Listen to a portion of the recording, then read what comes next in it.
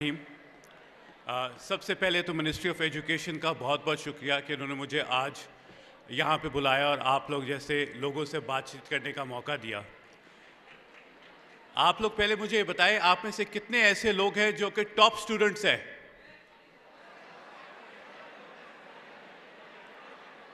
और कौन से ऐसे स्टूडेंट्स हैं जो मिड लेवल में हैं?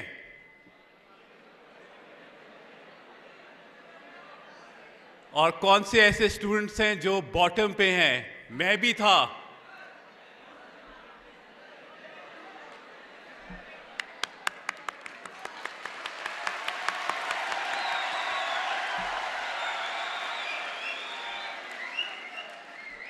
अगर 1980 और 90 की दहाई में अगर मैं भी बॉटम स्टूडेंट में से था और शुरू में मेहनत नहीं की और बाद में रियलाइज़ किया मेहनत करके कुछ बन सका और आज बन गया, तो आई एम श्योर आप लोग उससे बहुत ज़्यादा आगे जा सकेंगे।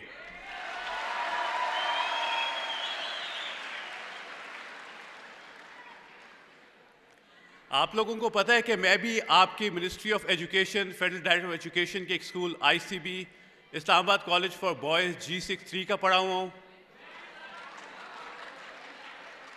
और मुझे कितनी खुशी हो रही है कि इस कॉलेज का पढ़ा उसी स्कूल के उसी फेडरल डायरेक्टर ऑफ एजुकेशन के लोगों को, बच्चों को, बच्चियों को आज मुझे मौका मिला है बात करने का।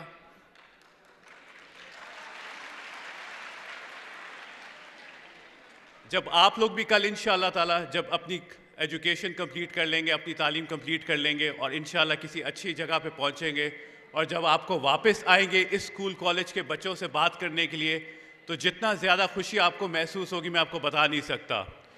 तो इस फेडरल डायरेक्टर ऑफ एजुकेशन के लिए तालियां।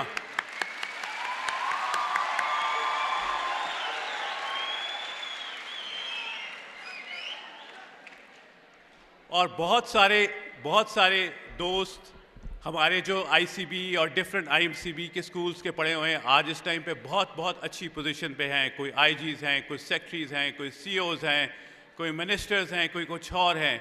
तो ये एक बहुत ही ज़बरदस्त किस्म का इदारा है जिसने बहुत ही ज़्यादा मैं कहूँगा इम्पॉर्टेंट और कामयाब लोग यहाँ से निकल के अपनी बहुत ज़्यादा कामयाब जैसी पोजीशनों पे इस टाइम पे विराजमान हैं।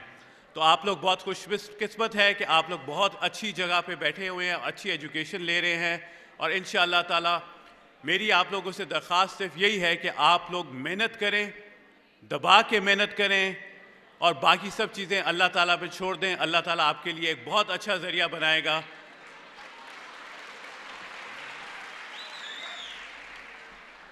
थोड़ी सी मैं आपको एक एग्जाम्पल देता हूँ। किस ने स्टीव जॉब्स का नाम सुना हुआ है? जो एप्पल ग्रुप का CEO है। ज़बरदस्त। आपको पता है कि एप्पल जो कंप्यूटर है वो किस चीज़ की वजह से फेमस है, या एप्पल आईफोन किसकी वजह से फेमस है? कोई बता सकता है?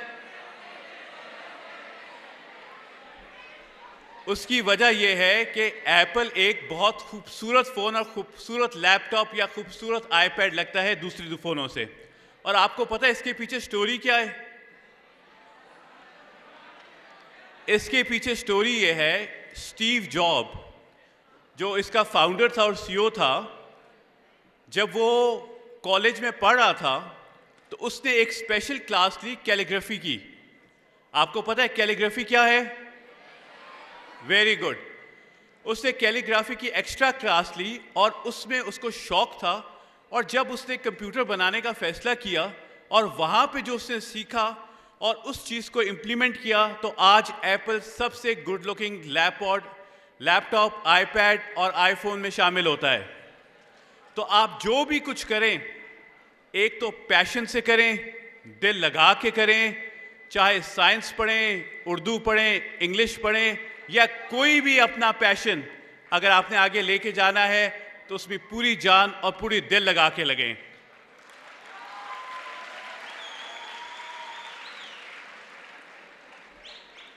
आपके ख्याल से college degree, education, masters degree कितनी इंपॉर्टेंट है?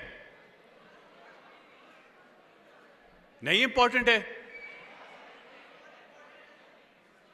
मैं सुन नहीं पा रहा, थोड़ा सा ऊंचा बताएं। Very good. क्योंकि कुछ लोगों का ख्याल है कि हम तो कॉलेज डिग्री के बगैर भी कामयाब हो जाते हैं या हो चुके हैं। यस, कुछ लोग ज़रूर हो जाते हैं, लेकिन वो एक्सेप्शंस हैं। हमें देखना है कि कॉलेज डिग्री हमारे लिए एक पासपोर्ट है। कॉलेज डिग्री हमेशा हमारे करियर में, फ्यूचर में हमें एक फ़ायदा ही देगा। सो एक चीज़ अपने ज़हन में ज़रूर रखें, जो भी हम काम करें, कॉलेज में रह के करें, घर में रह के करें, कोई भी प्रोफेशन अपनाएं, उस प्रोफेशन में अपने दिल और दिमाग को 100% इन्वॉल्व करें। जिस चीज़ में दिल और दिमाग आप नहीं लगाएंगे, उसमें कामयाबी ज़रा मुश्किल से मिलेगी। तो क्या आप दिल और दिमाग लगाएंगे? Very good. आप मुझे बताएं कि आपने ग्रोथ और फिक्स्ड माइंडसेट के बारे में सुना हुआ है? एक ग्रोथ माइंडसेट ये होता है कि मैं शायद साइंस नहीं कर सकता या साइंस नहीं पढ़ सकता। कोई कहता है कि मैं मैथ्स नहीं पढ़ सकता, लेकिन एक ग्रोथ माइंडसेट क्या कहता है? वो कहता है मैं कोशिश कर सकता हूं। कोई चीज़ ऐसी नहीं है जो नामुमकिन है। हम हर चीज़ के लिए कोशिश कर सकते हैं। कर सकते हैं? तो हमें जो भी चीज़ करनी है, जिस तरह मैंने पहले कहा, दिल लगा के करें और अपनी पूरी कोशिश करें। इंशाअल्लाह ताला कामयाबी आपके साथ होगी।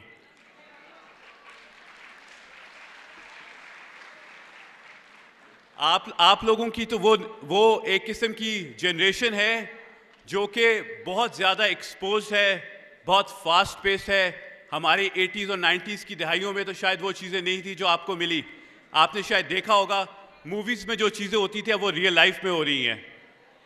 हम लोग जो मूवीज़ में देखते थे, आप लोग रियल लाइफ पे कर रहे हैं। इसका सबसे बड़ा इसमें रोल एक टेक्नोलॉजी का है, और टेक्नोलॉजी बहुत फास्ट पेस मूव कर रही है। आप लोग कितने लोग हैं जो टेक्नोलॉजी को आगे देखना चाहते हैं? जो लोग हाथ नहीं उठा रहे, उनको भी हाथ उठाना पड़ेगा, क्योंकि फ्यूचर में टेक्नोलॉजी के बगैर कुछ नहीं हो सकेगा। Very good, very good. लेकिन आपको पता है, बहुत सारे लोग कहते हैं कि अब फ्यूचर में बहुत सारी चीज़ें काम टेक्नोलॉजी ही करती रहेगी। ऑपरेशंस भी शायद मशीनें करेंगी, गाड़ियां भी मशीनें ही चलाएंगे, और बहुत सारी चीज़ों में ह्यूमन इंटरेक्शन कम हो जाएगी। ह्यूमन इंटरेक्शन के हमारे अपना रोल कम हो जाएगा। लेकिन एक चीज़ ऐसी है जो हमेशा से वहाँ पे टेक्नोलॉजी के साथ होते हुए भी रहेगी, वो है सोशो ह्यूमन इंटरेक्शन, जिसमें आप लोग बैठ के नेगोशिएट कर सकते हैं, किसी को इन्फ्लुएंस कर सकते हैं। क्या आपने कभी सोचा इस चीज़ पे? नहीं? आप प्लीज़ इस पे सोचें। ह्यूमन सोशल इंटरेक्शन कभी भी जो है किसी भी चीज़ का नेमुल बदल नहीं है। और अब हम लोग पिछले पैंडेमिक में आप लोगों ने क्या चीज़ सीखी है? मास्क पहनने के अलावा, लोगों से दूर दूर रहने के अलावा, टेक्नोलॉजी का इस्तेमाल।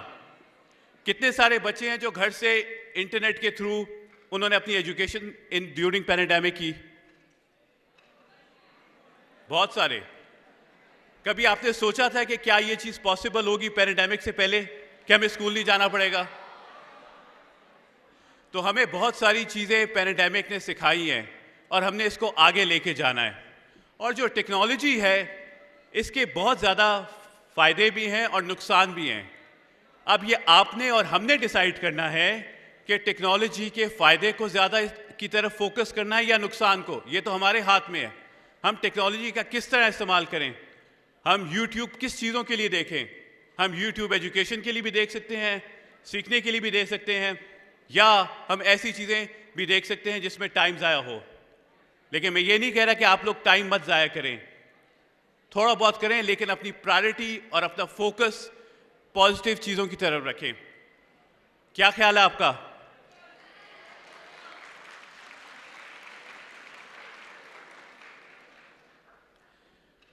आप लोगों की एज में जब हम लोग थे और हमारे पास जितना एक्सपोजर नहीं था और बहुत सारी चीज़ें नहीं थी, तो बहुत सारी कम्युनिकेशन जो है वो राइटिंग, ख़त किताबत या फ़ोन पे बात करना बड़ा मुश्किल होती है। तो अब बहुत आसान हो गया है। तो आप लोगों ने आगे फ्यूचर में ज़िंदगी में जो भी करना है, जो भी आपका पैशन है, उसके लिए अपने आप को रोके मत। जब मैं बड़ा हो रहा था, मेरे वालिद साहब एक गवर्नमेंट ऑफिसर थे, ब्यूरोक्रेट थे, और मेरे दादा उनको डॉक्टर बनाना चाहते थे। लेकिन अनफॉर्चुनेटली उनके नंबर नहीं आए और वो मेडिकल कॉलेज में नहीं आ सके। उसके बाद वो एक बहुत सक्सेसफुल ब्यूरोक्रेट रहे और सेक्रेटरी हेल्थ थे।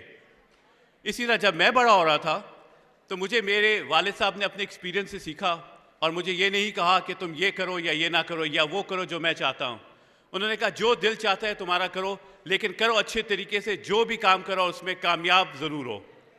आप लोगों ने कभी सोचा है क्या करना चाहते हैं? कभी भी वो काम जिसमें आपको प्रेशर हो, इन्फ्लुएंस हो, वो ना करें अनटिल अनलेस आपका उसमें दिल ना हो।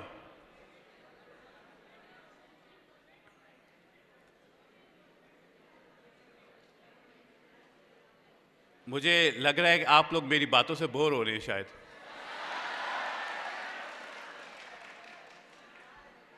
बोर हो रहे हैं? आप में से कितने लोग हैं जो स्पोर्ट्स में इंगेज हैं या खेलते हैं या स्पोर्ट्स एक्टिविटी को सीरियसली लेते हैं? आपको पता है इस्लामाबाद के जो फेडरल एजुकेशन के जो स्कूल्स हैं, वहाँ पे तकरीबन हर स्कूल और कॉलेज में जितने अच्छे ग्राउंड्स और जितनी अच्छी स्पोर्ट्स फैसिलिटीज़ हैं, शायद इस टाइम पे किसी प्राइवेट स्कूल में भी नहीं है। और इन प्राइवेट स्कूल्स में अगर आप पाकिस्तान से बाहर जाके एडमिशन लेना चाहें तो वो एक बहुत बड़ा मुश्किल काम है और बहुत ही ज़्यादा एक किस्म की बहुत ज़्यादा फीस होती है। तो अपने आप को स्पोर्ट्स में, चाहे कोई भी स्पोर्ट्स के लिए, चाहे वो क्रिकेट है, हॉकी है, फुटबॉल है, स्विमिंग है, टेनिस है, उसमें आपको ज़रूर एंगेज करें। स्पोर्ट्स के फ़ायदे क्या है, किसी को पता है? आप फिट रहते हैं फिज़िकली और ज़हनी तौर पे भी, क्योंकि स्पोर्ट्स आपको कई दफ़ा सोचने का और कंपेटिटिवनेस का एक मौका देता है जो कि आप अपनी प्रैक्टिकल लाइफ पे इस्तेमाल कर सकते। इंशाल्लाह जब आप लोग यहाँ से कॉलेज और यूनिवर्सिटी ख़त्म करेंगे और अपनी प्रैक्टिकल लाइफ में जाएंगे तो इसके आपको एडवांटेजेस होंगे। बहुत बहुत शुक्रिया once again ministry of education का, आप लोगों का मेरे सुनने का। मुझे आई थिंक वानी साहब कह रहे हैं 1 मिनट शायद।